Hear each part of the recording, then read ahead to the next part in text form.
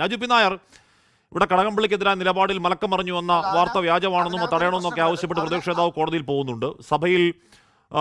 സഭയിലും പുറത്തും സമരങ്ങൾ നടക്കുന്നുണ്ട്. പക്ഷേ ആ കേസിന്റെ അവസ്ഥ എന്താണ്?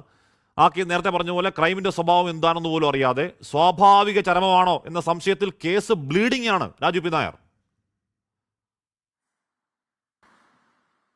അല്ല, അത് തന്നെയാണ് ഹാഷ്മൻ പറഞ്ഞ തന്നെയാണ് എൻ്റെ സംശയം. ഇത് യാതൊരുവിധ നീതിയും ലഭിക്കാതെ ഒരു സ്വാഭാവിക മരണത്തിലേക്ക് ഈ കേസ് പോകുമോ എന്ന് ആശങ്കപ്പെടേണ്ട അവസ്ഥയുണ്ട്. ഇപ്പൊ CPM ഈ പൊട്ടുകുത്തിയ ഹൈക്കോടതി ബെഞ്ച് അല്ലെങ്കിൽ പൊട്ടുകുത്താത്ത ബെഞ്ച് എന്നുള്ള നിലയിലേക്ക് പോവുകയാണ്. ഹാഷ്മി പറഞ്ഞ പോലെ തന്നെ ഹൈക്കോടതിയുടെ ഒരു പരാമർശം ഉണ്ടായിക്കഴിഞ്ഞാൽ ആ പരാമർശം സ്വാഭാവികമായിട്ടും ഈ അന്വേഷണത്തിന്റെ മേൽ സംശയം വീഴ്ത്തുന്നത് തന്നെയാണ്. എന്തുകൊണ്ടാണ് ഈ കുറ്റപത്രം ഇതുവരെ സമർപ്പിക്കാൻ കഴിയാത്തത് എന്നുള്ളത് അന്വേഷണത്തിന്റെ സമയത്ത് നമ്മൾ ബലം പിടിക്കാൻ പാടില്ല, നമ്മൾ ധൃതി പിടിക്കാൻ പാടില്ല എന്നൊക്കെ പറയുന്നതൊന്നും യാതൊരു സാങ്കത്യവുമില്ല. വളരെ കൃത്യമായിട്ട് നമുക്കറിയാം, ഇത്രമാത്രം ഗുരുതരമായിട്ടുള്ള ഒരു കേസിൽ അത് വെറുതെ ഒരു മോഷണമല്ല, ക്ഷേത്രക്കൊള്ളയാണ്. അത്ര ഒരു ക്ഷേത്രക്കൊള്ള, നിങ്ങൾ ഈ സ്വർണ്ണക്കൊള്ള എന്ന് പറയുന്നത് നിർത്തണം എന്നാണ് എൻ്റെ അഭിപ്രായം. ക്ഷേത്രക്കൊള്ളയാണ്, ശബരിമല ക്ഷേത്രം കൊള്ളയടിക്കപ്പെട്ടിരിക്കുകയാണ്. അത്രയും ഗുരുതരമായിട്ടുള്ളൊരു കേസിൽ ഈ കുറ്റപത്രം കൊടുക്കാൻ ഇത്തരത്തിലുള്ള കാലതാമസം ഉണ്ടാവുന്നത് എന്തുകൊണ്ട് എന്നുള്ളത് ഏറ്റവും പ്രധാനപ്പെട്ട ചോദ്യമാണ്. ഇന്ന് ഇതിന്റെ കിങ് പിൻസ് എന്ന് പറയുന്നത് ഉണ്ണികൃഷ്ണൻ പോറ്റി ഉൾപ്പെടെ പത്മകുമാർ ഇതിന്റെ ഗൂഢാലോചനയുടെ ആസൂത്രകനാണല്ലോ. പത്മകുമാർ സംശയം വേണ്ടല്ലോ.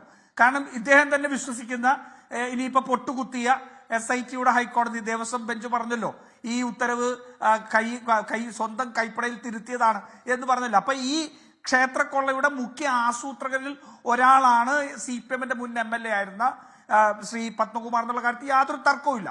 അപ്പൊ അത്തരത്തിലുള്ള ഏറ്റവും വലിയ ഈ ഗൂഢാലോചനയിൽ ഏറ്റവും വലിയ പ്രതിയായിട്ടുള്ള കൊള്ളക്കാർ ഇന്ന് പുറത്തേക്ക് ഇറങ്ങി പോകാൻ കഴിയുന്ന സാഹചര്യം, സ്വാഭാവിക ജാമ്യത്തിലേക്ക് പോകുന്ന സാഹചര്യം ഒന്നും ഉണ്ടായിക്കഴിഞ്ഞാൽ ഈ കേസിന് എന്തു സംഭവിക്കും? നോക്കൂ, ഈ SIT ആദ്യം ഈ ഉത്തരവിന്റെ ആസ്പദമായിട്ടുള്ള യോഗത്തിന്റെ മിനിറ്റ്സ് പോലും പിടിച്ചെടുക്കാൻ തയ്യാറല്ലായിരുന്നു.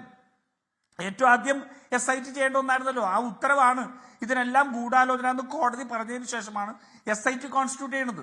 അങ്ങനെ ഉണ്ടാക്കിയ ഒരു ഉത്തരവ്, ആ ഉത്തരവിന്റെ ഗൂഢാലോചന നടത്തിയ യോഗത്തിന്റെ മിനിറ്റ്സ് പിടിച്ചെടുക്കാൻ SIT ആദ്യം ചെയ്യണ്ടേ? പക്ഷെ അത് ചെയ്തില്ല.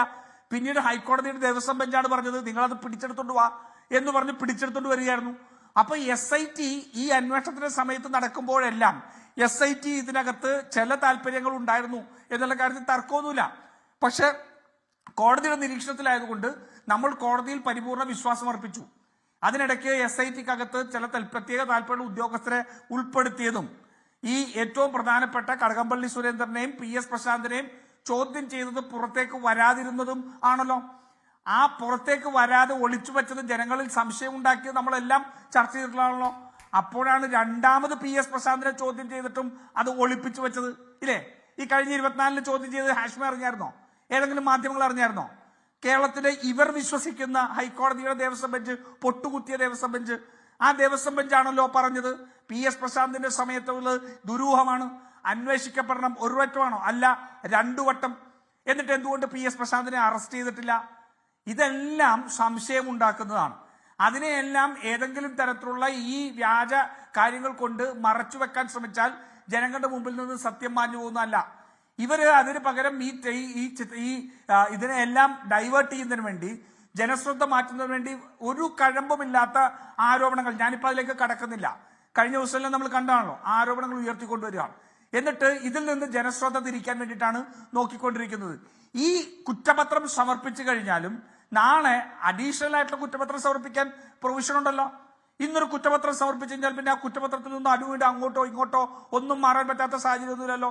സ്വാഭാവികമായിട്ടുള്ള ജാമ്യം ലഭിക്കാതിരിക്കുന്നതിന് വേണ്ടി SIT എടുക്കേണ്ടിയിരുന്ന പ്രത്യേകമായ താല്പര്യം ഇതിനകത്ത് എടുത്തിട്ടില്ല.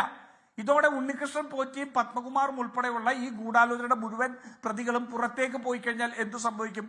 പിന്നെ ഹാഷ്മി ചോദിച്ച ഒരേ ചോദ്യം, ഇതിനകത്ത് എന്താ ഈ മോഷണം മുതൽ തൊണ്ടി ഇതുവരെ കണ്ടെടുക്കാൻ പറ്റിയിട്ടില്ല. ഈ ബാംഗ്ലൂർ അവിടെയോ പോയപ്പോ അവിടെ നിന്ന് കിട്ടിയ കുറച്ച് സ്വർണം, ഉരുക്കിയ സ്വർണം, ആ ഉരുക്കിയ സ്വർണം ആണെന്ന് പറഞ്ഞ് SIT ഒരു കേസ് ഉണ്ടാക്കിയായിരുന്നു.